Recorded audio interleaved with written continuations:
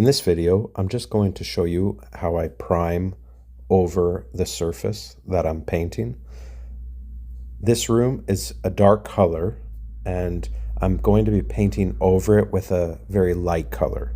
So priming, there's a couple reasons that I would prime in this scenario. First, you can see I have many repairs on the walls.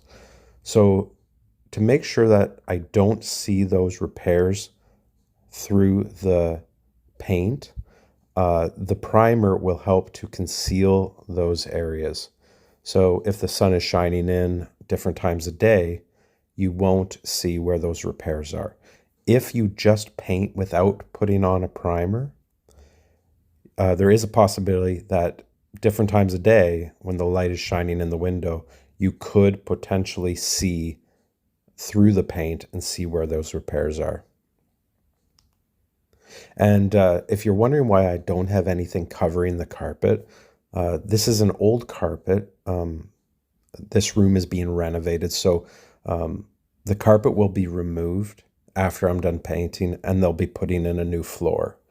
So I don't have to worry about dripping or getting anything on the carpet because it's being removed. So another reason why priming in this scenario is good, I'm going over a very dark color with a light color.